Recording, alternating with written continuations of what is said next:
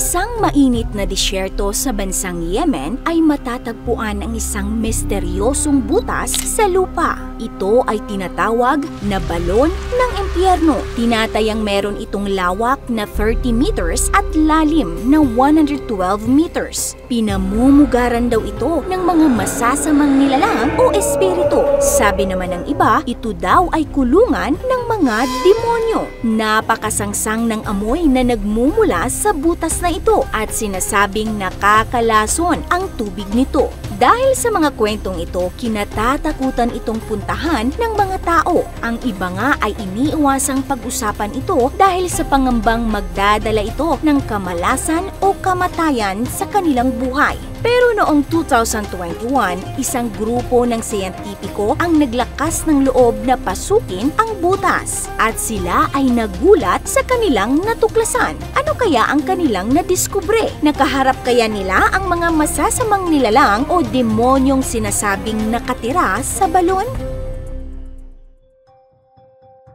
Sa disyerto ng Almara Province ay matatagpuan ang Well of Barut o mas kilala sa bansag na Well of Hell. Sa loob ng milyon-milyong taon, ang butas na ito ay nababalot ng misteryo at kung ano-anong istorya ng lagim. Iba-iba man ang kwento, nagkakaisa naman sila sa paniniwalang ito ay puno ng kasamaan at dapat iwasan. Para sa mga ilang nakalapit sa butas at nakalanghap sa mabahong amoy na nagmumula rito, sinasabing ito daw ang bunganga ng impyerno at siyang daan patungo sa kulungan ng mga demonyo. Yung iba naman ay naniniwalang isa itong sikretong bilangguan ng mga wish-granting genies o yung tinatawag nilang jinn. Pinaniniwalaan na ang nasa balon ng barut ay yung masasamang klase ng jinn na kung tawagin ay ifrit.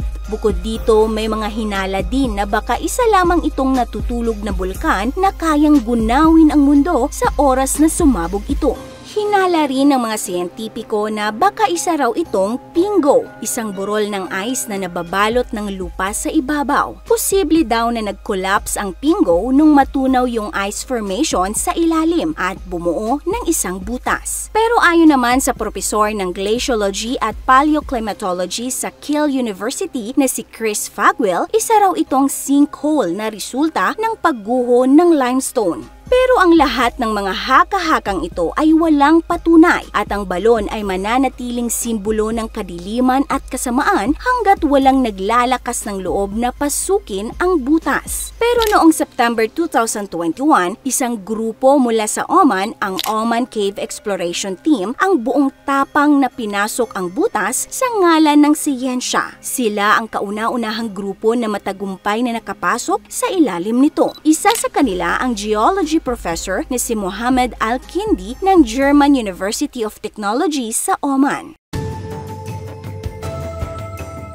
Sa unti-unting pagbaba sa lubid ng mga siyentipiko, hindi nagbabagang apoy ang kanilang natuklasan, kundi mga nagagandahang stalagmites at waterfalls. Kamangha-mangha din ang mga kulay berdeng cave pearls o mga bilugang bato na nabuo sa build-up ng mga minerals. Sa halip ng mga evil genies, iba't ibang hayop gaya ng palaka, ahas at mga salagubang ang sa kanila ay bumulaga. At ang mabahong amoy na pinaghihinala ang alingasaw na nagmumula sa mga demonyo ay ang masangsang na amoy pala ng nabubulok na laman ng mga patay na ibon at iba pang hayop. Pinaniniwala ang nahulog ang mga ito sa butas at namatay. Ang tubig sa balon na sinasabing nakakalason ay buong tapang na tinikman ng propesor na si Al-Kindi. Bukod sa hindi naman siya nagkasakit o namatay, itinuturing niya itong pure fresh water. Walang nakitang bahid ng kasamaan ang mga siyentipiko sa kanilang pag-explore sa loob ng balon. Sa halip ay mga bagong tuklas na maaaring magbigay linaw kung paano nabuo ang butas at kung anong klaseng ecosystem meron ito. Sa katunayan, di nga daw natatakot natatakot ang mga siyentipiko sa mga alamat at kwento. Mas pinangangambahan nila na posibleng may mga di sumabog na bomba sa balon. Dahil kasi sa nagaganap na civil war sa Yemen mula pa noong 2014, binobomba ang mga kuweba na maaaring pinagtataguan ng mga tao. Kaya naman kung malalaman mo ang world's worst humanitarian crisis na dinanas ng may libo-libong namatay at milyon-milyong nawala ng tirahang mga Yemeni, masasabi mong wala sa loob ng butas ang impyerno, kundi nasa labas nito. Kung nagustuhan niyo po ang content natin ngayon, paki-comment ng big yes. This is your Ate O from our Republic. Hanggang sa muli and stay awesome!